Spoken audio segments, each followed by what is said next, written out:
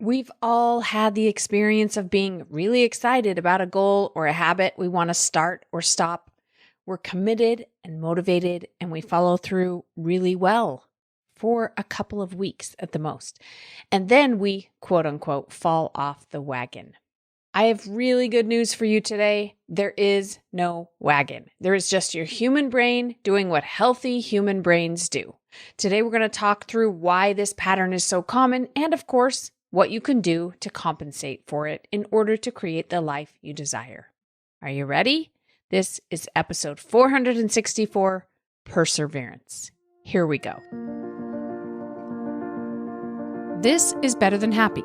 I'm your coach, Jody Moore, and on this podcast, my objective, just so we're clear, is to change what you've been taught and have likely believed about yourself up until now. Here's what I believe about you. I believe that what you think is real is mostly imagined, and what you imagine is actually creating what's real. I believe that in the ways you desire to achieve, you 100% have the capacity to succeed. And finally, I believe that joy, love, and miracles are your God-given natural state of being. And anytime you feel far from them, the way back is much simpler than you think. But that's about to change. Are you ready? Let's do this. Hello, everybody. Welcome to this episode. Today's episode comes from one of the questions I got from one of you through our phone-in Ask Jody Anything hotline. So if you have a question you want to send me, the number is 1-888-HI-JODY-M, and you're welcome to send me a question. In just a minute, I'm going to play that question for you, and I want to thank the person that sent it in. First, I want to just talk to all of you who are in the lab with me. The lab is where we take the work here on this podcast and we apply it to actually make our lives exponentially better. I hope you're doing that kind of application just listening to the podcast. But if you ever want to come and join us in the lab, I promise you, you will get 10x the results that you're getting by just listening to the podcast. So for those of you in the lab, I just wanted to give you a little preview as to what's coming this summer. Summer is, for many of us, kind of a time when we're off of our usual schedule. Maybe you have kids home from school, or maybe something changes about your job. Maybe you just want to be able to travel more or have a little more leisurely time, a little more daylight and sunshine, right? And so we kind of wanted to mix things up a little bit in the lab for summer and do a really fun, we're going to do Summer of Style. So rather than do like kind of what is sometimes some of the more heavy lifting work that we need to do on our own brains and our own just self-image and our relationships and our money and some of those things that's important that we want to do, but it can feel like heavy lifting, we're going to do something really light and fun, Summer of Style. Now, here's the beautiful thing. As we start diving in, I'm going to teach this in a totally different way than you've ever been taught about style before. We're going to do in the months of June and July, because I'm teaching at the end of June, so you'll probably implement most of it in July. We're going to do Prepare Your Closet. So we're going to do a little bit of decluttering, but again, in a totally different way than you've probably been taught to declutter before. And that's going to allow us to get inside your head and take a look at some of the thoughts and beliefs and stories that are keeping your closet and your life more cluttery than maybe what you want. Then in July, we're going to move into defining your style. I want you to understand what personal style is and how to choose it with more intention, how to discover what you like, not just what you like for yourself in your style, not just what you appreciate when you take a look around outside of you. And then finally, in August, we're going to do shopping with intention. This is something I have had to work on a lot in my life, not just shopping to try to escape my life or because I need a hit of dopamine in some way, but actually shopping with intention. And we're going to be doing some giveaways. I'm going to have discounts and gift cards to give away. And I'm going to be sharing all my favorite stuff that I like to buy for my style personally. And it's going to be a lot of fun. So don't miss Summer of Style in the lab. If you want to join us, you can head to jodymoore.com/the lab. And you can just join us for Summer of Style if you want, if that's all you want to do. That's the great thing about the lab. You can come and go as you please. Okay, so to kick things off here, Let's go ahead and listen to the question that somebody left me. That is the topic of today's episode. Hi, Jody. I have a question about perseverance. I have listened to a lot of your podcasts and I love them, and I feel like they are so motivating and have really changed my life for the better. I keep coming back to the same issue I've been having with being able to stick to something and to persevere when it gets hard. For example, budgeting and dieting, and really any goal I set, I come up with a plan and I'm motivated and I'm excited and I start it and I do really well for a week or two, and then it's almost like this self-destructive button gets pushed and I get tired and I'm worn out and I think, oh, this is too hard. Is it really worth it? And it's just this cycle where I fall off all of the goals and things that I've set. After a little while, I realize, okay, what am I doing? This isn't helping. And then I restart and I set more goals and want to stick to a budget and want to be healthy and fit and do really well for a couple of weeks. And then life happens. My kids wake up early so that I'm not able to work out, or I end up splurging and I ruin our budget and I just get deflated. And then it's hard to stick to it. And I'm just wondering if there are any skills or principles that you would share that could help when we get to those points in our lives that can help me persevere and just push through it and stick to what I set to improve myself. I feel like I'm just constantly restarting and I'm not making the progress I'd like to make. Thank you so much. And I really enjoy listening to all your podcasts. Good question, right? Can you relate to this? Do you have this same question? I can certainly relate to this. Okay, so before I dive in and answer what are my suggestions, it's important that we understand why this happens, because that's going to give you a lot of leverage over yourself, just understanding why, okay? So remember, our brains, our amazing, complicated brains, have lots of functions, but at its core, its most important job, the job that will override any other job if necessary, is to keep us alive. And keeping us alive to the brain looks like trying to achieve 3 goals. Okay. In no particular order, the 3 goals are 1, seek pleasure, 2, avoid pain, and 3, save energy. Okay. So when I say pleasure, pain, and energy, we're talking about physical and mental or emotional. Okay. So our brains seek pleasure because traditionally, if we think about basic primal survival, right? When we think about before we had modern society and all the conveniences and luxuries that we have today, things that were pleasurable were good for our survival. In other words, staying with a tribe and feeling connected and feeling warm, but not too hot. Regulating our body temperature, right, is pleasurable. Eating certain foods like fruit and meat that hasn't gone bad and vegetables, right? Those things taste good for our overall survival. Avoiding pain also was a really useful way for the brain to keep us alive, because if there's some bushes that have lots of thorns and I run through them and get cut, that's not good for my overall survival and it hurts. And so I try to avoid that. Emotional pain as well, right? Being embarrassed, being rejected, all of that is traditionally, historically not good for my survival. We needed tribes to survive. Still not really good for us to be rejected by a tribe. But anyway, our world today is very different than it was, right? When human beings first had to navigate the world. So I just want to be clear. I'm not saying all pleasure is good for us and will keep us alive, and all pain is bad for us and will lead to our demise in some way. That's not true at all, actually. There's plenty of pleasure that's terrible for us, and there's a lot of pain that can be good for us when approached in the right way. I'm just saying that's what the brain thinks. The brain thinks pleasure good, pain bad. And then, again, saving energy. So anything that feels too hard, too exhausting, both physically and mentally and emotionally, our brains want to try to avoid, because our brains think we should save up our energy just in case of some kind of emergency or crisis that we need to be able to get out of or survive in order to not die. Okay?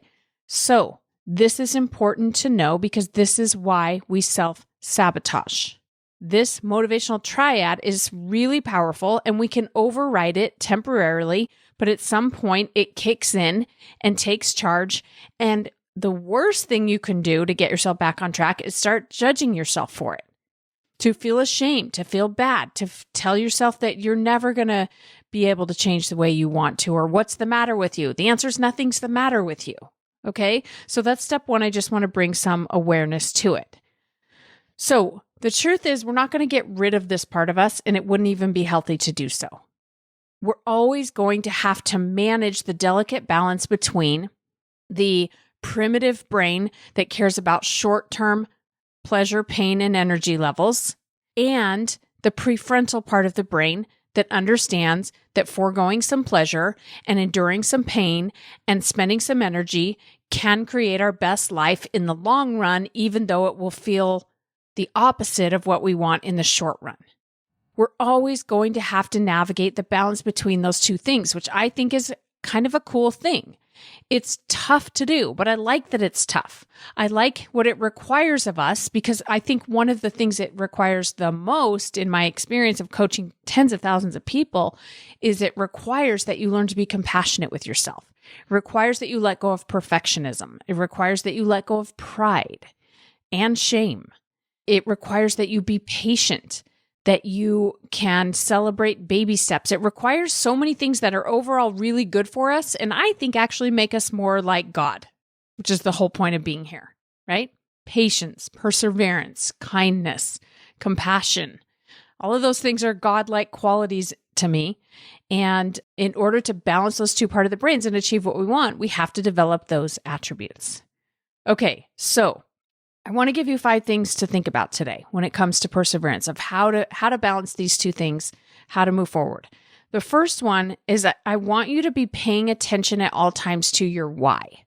Okay, so in this question, the woman who wrote in, or who called in, talked about budgeting and dieting. Those were the 2 examples she gave. So I'm going to refer to those 2 examples, but you apply these to whatever you want to. Okay, let's talk about budgeting, for example. Why might we want to follow a budget? Well, there can be lots of great reasons, but there can actually be some reasons that may not serve you. And this is personal. I wish I could just give you a list of these are good reasons, these are bad reasons. I am going to give you some suggestions to consider, but the truth is they're personal. Sometimes I notice that I'm actually kind of unusual when it comes to reasons that are useful for me, that create feelings of self-compassion and acceptance and abundance. They don't place you above or below anyone else. I feel like the most useful reasons are almost not very exciting. Dan Sullivan, I might have talked about this before, but Dan Sullivan has a book called Wanting What You Want. And he talks about this, like, if you just want it just because you want it, that's actually the best reason.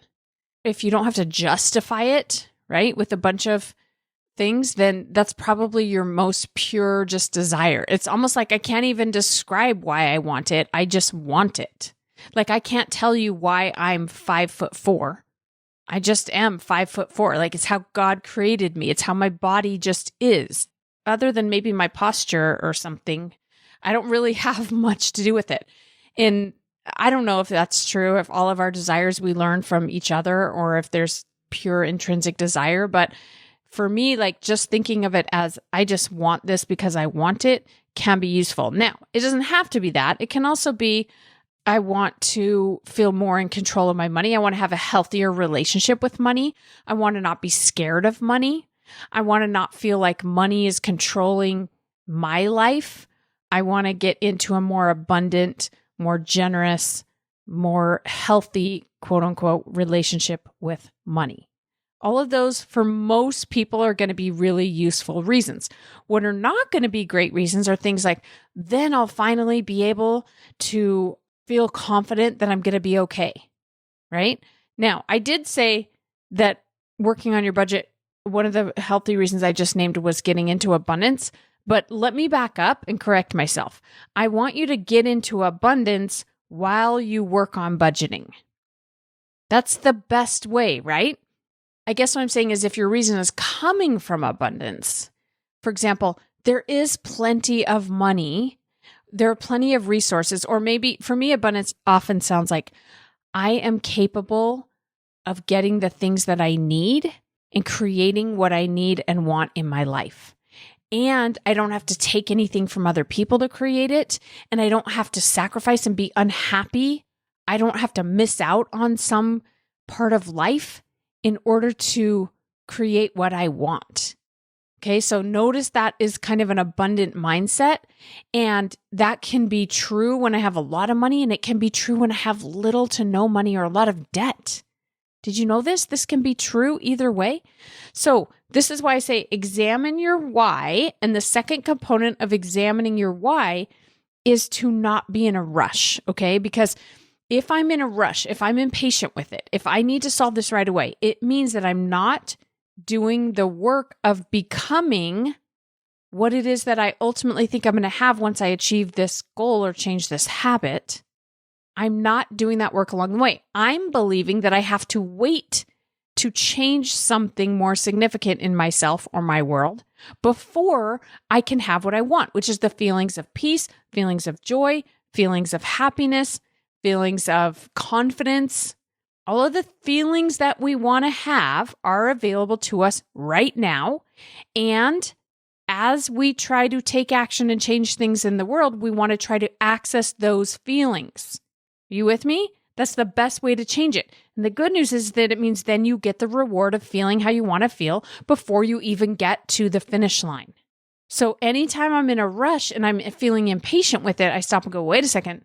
This hurry that I'm in is because I'm believing once I get to this certain spot, then it will be better there. And I want to feel better. So let me just pause and remind myself, I can feel better right now. And that is my work to do because that is the way to get there. Do you follow me? Okay, so that's the first thing you have to keep in mind. This is all thought work. This is all happening in your head. This is where I can help you through coaching if you want some guidance and some help on how to get there. But it's examining your why and making sure you're not in a rush, doing the work as you go. Okay, second thing, baby steps. I know none of us want to hear this. We're so sick of people saying, just be willing to take baby steps and let it take time and celebrate your baby steps. But that is the way to truly create change, okay? What we tend to do is we underpromise and overdeliver to other people, and we overpromise and underdeliver to ourselves. And I want you to underpromise and overdeliver to other people and to yourself. Okay, here's what I mean. If I tell my friend I'm going to meet you every morning for a walk at 5 a.m., which just by frame of reference is way before I like to normally get up, okay? Then if I tell my friend I'm going to meet you every day, then that's going to be a tough commitment for me to honor. And at the same time, I don't want to let my friend down. I don't want to create a negative relationship where my friend feels like they can't trust me, and I don't want to be a person who doesn't do what I say I'm going to do. So I probably wouldn't if I'm not a morning person and I'm not so far I've gotten up at 5 a.m. not very many times this year. So that would probably not make sense for me to commit that to my friend. But I might say, listen, why don't we start meeting twice a week? Why don't we meet every Tuesday and Thursday at 5 a.m.? Let's just start there and let me see if I can get that down. Now, if we get into a good, consistent pattern of that, and then I say, maybe we want to add another day, right? Okay, but I'm not going to overpromise and underdeliver to my friend because I value that relationship and I see myself as someone who follows through on what I say I'm going to do. But what do we do to ourselves? The exact opposite, right? We tell ourselves, that's it. I'm never eating dessert again. I'm never going to go to Target and buy something that I don't need again. I'm never going to do this again, or I'm going to do this every day from now on. I'm going to read my scriptures every day for 10 minutes a day. It sounds so reasonable, some of our overpromises we give ourselves. How do we know what's reasonable when it comes to changing a habit here? You take a look at where you are and you ask yourself, what would be a baby step forward? Take a baby step and underpromise and overdeliver to yourself. You can always do more than you said you were going to do. But when we do less, when we don't follow through on our commitments to ourselves, we do just as much, if not more damage in that now we lose trust in ourselves. We don't feel like we believe we're going to do what we say we're going to do because we've shown ourselves that we don't. So I would much rather you take baby steps and go back to number one if you're like, that's going to take so long. So what? If we give ourselves the reward of feeling how we want, we practice that, we do thought work, we get coaching, we keep our heads in the right space, then it doesn't matter how long it takes. Remember, we're just doing this because we want to. We just want to I don't know, see what's possible, see what we could do. Just sounds like might be a good thing. I don't even know why. Let's just see what we could do. Okay. All right. This leads me to number 3, which is we have to get out of all or nothing thinking.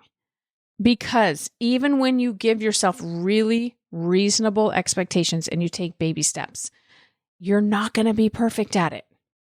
You're just not. Most likely, or I'm not anyway. I've never been perfect at anything yet. So my guess is I never will be in this lifetime. Okay.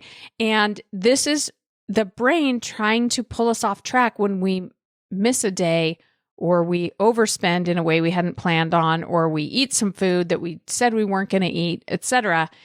And then the brain goes, oh, forget it. I'm totally off track now. So I might as well just blow the whole thing. Right? That is all or nothing thinking. If you can't do it all, we might as well do nothing. Now, why does the brain do this? I don't know if it's just simpler to think in binaries like this, or if it's just that motivational triad working really hard to get us to stop doing this thing that's causing us to forego pleasure and have to endure some pain and have to think or work harder than what we're used to and want to be able to do. I don't know. All I know is it's common. I don't know that everybody suffers from it, but most people do. And the brain loves to use it to pull us off track. The motivational triad, the primitive part of the brain loves to use it to sabotage us, more or less. Okay. So this is why I teach this concept of shooting for B- work that I learned from my teacher, Brooke Castillo. She's like, what if you just told yourself, let's say you have your budget. You're like, this is how I'm going to spend my money. And you tell yourself, I'm going to aim for 100%. I'm going to aim for getting an A on this, but I'm going to celebrate myself if I'm getting at least a B-. And if I can't get a B- consistently or better, then I have to go back to step 2. I've given myself too big of a step that I'm actually not ready to take. Now, I'm not talking about the first 2 weeks or the first 2 days, however long you last. In the beginning, you could probably do way more, right? But I'm talking about, could I, for the next year, commit to this? And if it gets easier after a month, you can change it. You can step up your expectations. But I'm just saying, what am I willing to commit to? Because any of us can do something for 2 weeks with willpower. But we're not trying to use willpower here. We're trying to truly change our habits or behaviors. Okay? So you have to get away from all or nothing thinking. Remember, I'm aiming for an A, but I'm celebrating and congratulating myself if I get at least a B-. If I get below that on occasion, I say, hey, hun, what's going on? Seems like we had a hard day today. Did I give you too high of an expectation? Do I need to revisit it? Or was it just one of those days and we're going to dive back in tomorrow or in the next hour? Was that just a moment and we're going to dive back in now? Be open to having conversations with yourself about it, okay? But watch out for all or nothing thinking, because for most of us, it sabotages us. Okay, number 4, accountability. We respond well to accountability. Well, as I say that out loud, I'm like, do we though? I like Gretchen Rubin's work that talks about different types of accountability and different people that respond differently to different types of accountability. You might want to check that out if you're interested in learning more about that. But when I took her assessment years ago, it came back that I'm a quote unquote rebel personality, which means I actually don't really respond very well to accountability, both external or my own internal accountability, which I would say that tracks in most cases. But if it's my idea, right? If I at all have the thought that this is just something I should do, even if nobody else has really directly said that, I just picked it up from, socialization or what I see other people doing. And I tell myself that I should do this thing, then I push back against accountability in pretty significant ways. But if it's genuinely my desire, like I said, I just want to. I've cleaned up any noise I have about whether or not this is to impress other people, or if, again, it's just something that should be done. Once I clean all that up and I find just my own, I'm kind of curious about this thing now. I kind of want to see if I'm capable of this. I kind of want to explore this thing. Then I respond really well to accountability. I like having a coach maybe to hold me accountable, or a friend to hold me accountable. And I could say, hey, let's check in with each other. Just have someone that we're going to talk to every week and say, here's how it went. You can also hold yourself accountable. And I know people ask me a lot about what does that look like? And it looks the same as it would if I were holding someone else accountable. It looks like every week checking in with myself and taking a minute to assess. I like to do this kind of work in a journal a lot of times, but it'll be like, okay, let's just take a look at how's it going? How are you feeling? What wins did you have this week? Where did you fall short? And let's understand why. And do we need to take a look at what you're thinking and believing? Do we need to change the expectation, or do we need to just keep going and let's give it another week and see how we do this week? But it's always got to be done with compassion and openness to hearing yourself out. And you got to try to strip away the self-judgment. Okay, so get an accountability partner if it's helpful for you. And then the fifth thing is I want to speak to the way the woman worded this in this question. And I'm sorry, she didn't leave her name, so that's why I'm just calling you that woman, which is fine. At any rate, you said that you feel like you're quote unquote constantly restarting. Okay, so as your coach, when I hear you say that, it makes me go, do you realize that's a thought? I'm constantly restarting.